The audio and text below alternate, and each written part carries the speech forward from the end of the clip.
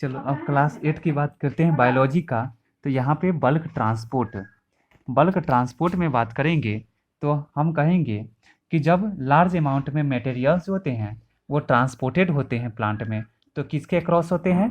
तो plasma membrane के across होते हैं। मीन्स दैट लार्ज अमाउंट जो होता है मटेरियल्स का, उसका जो ट्रांसपोर्टेशन होता है वह किसके अक्रॉस होते हैं? तो प्लाज्मा मेम्ब्रेन के अक्रॉस होते हैं। किस में? ऑफ द सेल तक में। क्या चीज़ का? तो विथ एक्सपेंडिचर ऑफ एनर्जी की सहायता से।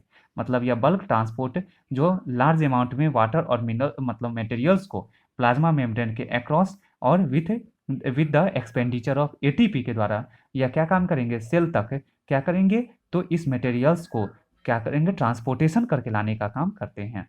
यह मटेरियल्स जो ट्रांसपोर्टेशन करने का काम कराते हैं प्लाज्मा मेम्ब्रेन के अक्रॉस, कौन? यह मेरा बल्क ट्रांसपोर्ट। वह किस किस तरह के मटेरियल्स को ट्रांसपोर्टेशन कराता है यह प्लाज्मा मेम्ब्रेन बल्क ट्रांसपोर्ट के द्वारा? तो हमारे लिपिड मॉलिक्यूल्स को कराते हैं, हमारे फूड पार्टिकल्स को कराते हैं, और हमारे मैक्रो मॉलिक्यूल्स को यह क्या काम करते हैं? तो ट्रांसपोर्टेशन कराने का काम करते हैं। तो कौन कराते हैं? तो यह मेरा बल्क ट्रांसपोर्ट करते हैं।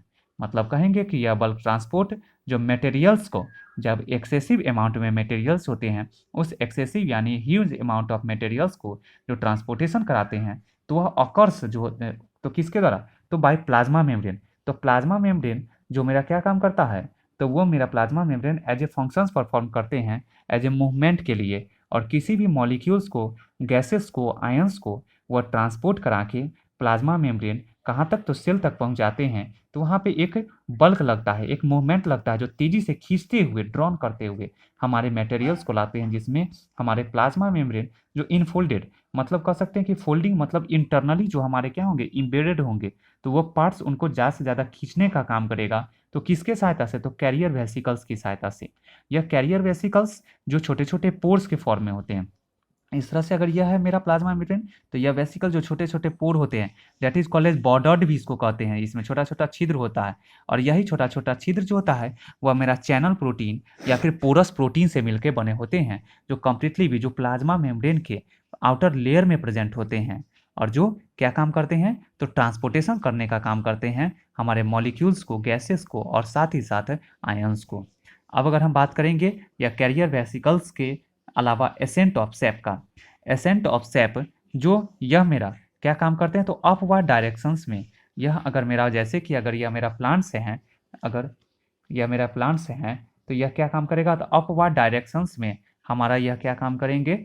तो किसी भी सॉइल है यह मेरा सॉइल हो गया, और इस सॉइल में मेरे वाटर प्रेजेंट है या फिर हमारा मिनरल्स प्रेजेंट है, तो वो इसको क्या करेगा? इसको डिजॉल्व कराने का काम करेगा, और डिजॉल्व करा के रूट पार्ट तक, रूट पार्ट से by the process of ascent of sap के द्वारा यह क्या करेगा? अपवर्ड डायरेक्शन में मूव कराएगा, जिससे यह primary branch, secondary branch, tertiary branch and each and every parts तक, मतलब शूट एपेक्स पार्ट तक यह क्या काम करेंगे? तो यह जो है सो हमारे मिनरल्स को और वाटर के सहायता को जो है सो यह ट्रांसपोर्टेशन करने का काम करेंगे। किसके द्वारा? किसके द्वारा करेंगे? तो एसेंट ऑफ सेप के द्वारा करने का काम करेंगे। अब बात करते हैं रिंगर्स सॉल्यूशन का। रिंगर्स सॉल्यूशन एक टर्म है, मतलब यह एक बैलेंस एक्वस सॉल्यूशन है। एक्वस सॉल्यूशन का मतलब जो कोई भी मतलब अगर है, जैसे सॉलिड मटेरियल्स, जैसे वाटर है, अगर वाटर में अगर मेरा मान लीजिए कि साल्ट है, या फिर हम अगर चीनी को डालें, तो दोनों मेरा क्या हो गया? घुला हुआ, मतलब जो घुला सके, किसी भी मटेरियल को डिजॉल्व कराने की जिसमें इफिशियंसी हो, वह मेरा क्या कहलाते हैं? एक्वस सॉल्यूशंस कहलाते हैं। तो यह रिंगर्स सॉल्यूशन जो बैलेंस एक्वस सॉल्यूशन है, जो डिजॉल्व करने का काम करता है हमारे किस्क में, वाटर में, किसी अदर मटेरियल्स को, और जो मेरा मटेरियल्स डिजॉल्व होने के बाद में सॉलिड मटेरियल्स के नाम से जाने जाते हैं, जिसमें घुले हुए जो होते हैं वह मेरा क्लोराइड घुले होते हैं, सोडियम घुले होते हैं, कैल्शियम घुले होते हैं, पोटेशियम घुले, बाइकार्बोनेट घुले होते हैं, और फॉस्फेट आयंस घुले हुए होते हैं, जो क्या काम करते हैं? तो आइसोटोनिक सॉल्यूशंस का फॉर्मेशन करने का काम करते हैं। तीन टाइप के सॉल्यूशंस होते हैं, एक हाइपरटोनिक, एक हाइपोटोनिक और एक आइसोटोनिक सॉल्यूशन। तो यहाँ पे हम बात करेंगे तो यह isotonic solution means that balancing करने का काम करता है, मीन्स डेट आउटर एरियाज में और इनर एरियाज दोनों में यह क्या काम करता है? तो लेवलिंग करने का काम करता है हमारे सॉलिड टाइप के मटेरियल्स का। किसके द्वारा? तो रिंगर्स सॉल्यूशन के द्वारा। कौन चीज़ को करता है? तो सॉलिड मटेरियल्स को करते हैं। किस फॉर्म में करते हैं, तो as a balance aqueous solutions के फॉर्म में करने का काम करते हैं। अब आता है मेरा ट्रांसलोकेशन।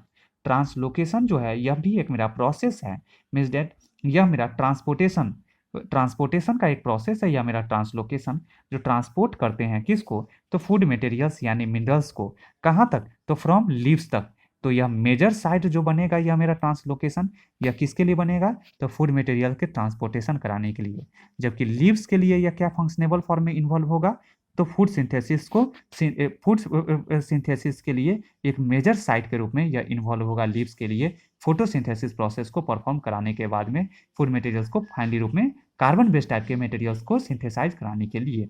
जो यह क्या काम करेगा, यह ट्रांसलोकेशन प्रोसेस जो फूड मटेरियल्स को जो ट्रांसपोर्टेशन कराएंगे वह कहाँ से कराएंगे, तो यह मेरा रूट पार्ट से लेके एंड हमारे सूट पार्ट्स तक कराने का काम करेंगे। मीन्स डेट प्लांट के ईच एंड एवरी पार्ट्स तक जो होंगे, प्लांट के ईच एंड एवरी पार्ट्स तक जो होंगे वह ट्रांसपोर्टेशंस जो होंगे किसके, फूड और हमारे वाटर्स के, वह कंप्लीटली भी किसकी सहायता से होंगे, तो ट्रांसलोकेशन की सहायता से होंगे। अगर हम बात करेंगे समरी के फॉर्म में, तो इनऑर्गेनिक एलिमेंट्स जो होते हैं उनका रिक्वायरमेंट जो होता है किसके लिए, तो प्लांट्स के लिए, या फिर वो ऑब्टेन मतलब इनऑर्गेनिक एलिमेंट्स जो रिक्वायरमेंट होते हैं किसके लिए रिक्वायरमेंट बनता है, तो प्लांट्स के लिए, या फिर प्लांट के पार्ट्स के लिए रिक्वायरमेंट चाहिए क्या, इनऑर्गेनिक एलिमेंट्स का, किसके लिए, तो प्लांट के प्रॉपर ग्रोथ और डेवलपमेंट के लिए। तो यह ऑब्टेंड होते हैं, तो यह कहाँ से होते हैं इनऑर्गेनिक एलिमेंट्स से, ऑब्टेंड प्लांट के प्रॉपर ग्रोथ और डेवलपमेंट के लिए, तो यह मेरे सॉइल से होते हैं। मीन्स डेट कह सकते हैं कि यह हम जो सॉइल से जो ऑब्जर्व करते हैं, किसको एब्जॉर्व करते हैं, तो इनऑर्गेनिक एलिमेंट्स को एब्जॉर्व करते हैं, वह किस फॉर्म में करते हैं, तो मिनरल्स के फॉर्म में करते हैं। किसके लिए, तो प्लांट के प्रॉपर ग्रोथ और डेवलपमेंट के पर्पज से। तो हम कह सकते हैं कि inorganic elements which are be observe which are be absorb through the soil in the form of minerals, and these minerals which are completely be benefited for the proper growth of plant and its development।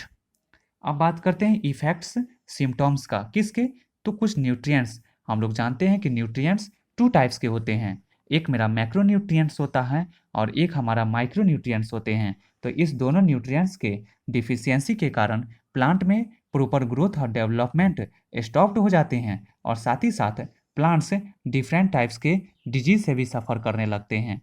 Means that कह सकते हैं कि nutrients के deficiency के कारण plant affected भी हो जाते हैं, और वह डिजीज के कुछ अपना एक सिम्टम्स होता है, और वही सिम्टम के बेसिस पे हम यह समझते हैं कि आखिर प्लांट में कौन से न्यूट्रिएंट की वजह से हमारा इस तरह के या डिजीज को प्रोड्यूस आउट करने का काम करते हैं। और उसी अगर हम न्यूट्रिएंट्स को जब हम क्या करते हैं, तो सॉइल में अप्लाई करने का काम करते हैं, तो उससे वह सॉइल के फर्टिलिटी को मेंटेन करता है, और जब सॉइल के फर्टिलिटी को मेंटेन करते हैं तो ऑटोमेटिकली वह प्लांट के भी प्रोडक्टिविटी को बढ़ा देते हैं। तो अब हम कुछ न्यूट्रिएंट्स की बात करेंगे, और कौन से न्यूट्रिएंट्स जिसका डिफिशियंसी हो और क्या प्लांट पे इफेक्ट हो और उसका क्या सिम्टम्स हो उसके बारे में डिस्कस करेंगे। तो फर्स्ट ऑफ ऑल मेरा आता है वह है नाइट्रोजन। नाइट्रोजन की बात करेंगे तो नाइट्रोजन के डिफिशियंसी से यह क्या काम करता है, क्लोरोसिस के डिजीज को प्रोड्यूस करता है। क्लोरोसिस में क्या होता है, तो लीव्स जो होते हैं वो येलोइश हो जाते हैं, मतलब नाइट्रोजन के डिफिशियंसी के कारण क्या हो जाते हैं, लीफ का कलर जो है सो ग्रीन से चेंजेस करके येलो हो जाते हैं। साथ ही साथ ग्रेन जो होते हैं अनाज वह रिंकलिंग हो जाते हैं। रिंकलिंग का मतलब होता है सिकुड़ जाना, तो वह एकदम दाना जो होता है उसका ग्रीन्स का वह क्या हो जाते हैं, सिकुड़ जाते हैं। किसके कारण, तो नाइट्रोजन के डिफिशियंसी के कारण। अब आता है आयरन। आयरन की बात करेंगे तो आयरन के डिफिशियंसी के कारण क्या होते हैं, तो आयरन के डिफिशियंसी के कारण जो होते हैं वह जो होता है लीव्स जो होते हैं, यंग लीव्स जो होते हैं वह क्लोरोसिस वो भी क्या हो जाते हैं, वो पीला कलर येलोइश हो जाते हैं।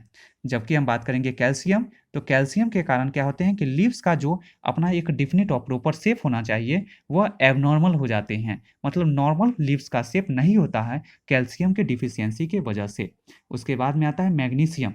मैग्नीशियम जो खुद में एक न्यूट्रिएंट्स है, इसके डिफिशियंसी से लीव्स जो होते हैं वो हमारा क्या हो जाते हैं, जो ओल्डर लीव्स जो होते हैं वह विथ ग्रे स्पॉट्स वह ग्रे एकदम कलर में चेंज हो जाते हैं ग्रीन से, और साथ स्पॉट्स उसमें धब्बा लग जाता है किसके, प्लांट के लीफ पार्ट्स में, जो वह ओल्डर लीव्स पे लगने के बाद में वो धीरे धीरे उनमें क्या हो जाते हैं, तो उस लीव्स का डेथ होने लगता है, मतलब सेनिसेंस होने लगता है, और वो फाइनली रूप में एक एक लीफ जो गिरते चले जाते हैं, और देन आफ्टर वही प्लांट को क्या काम कर देते हैं, तो हमारा जो है सो न्यूट्रिएंट की डिफिशियंसी की वजह से प्लांट के प्रॉपर ग्रोथ और डेवलपमेंट को भी धीरे धीरे स्टॉप करने का काम करते हैं।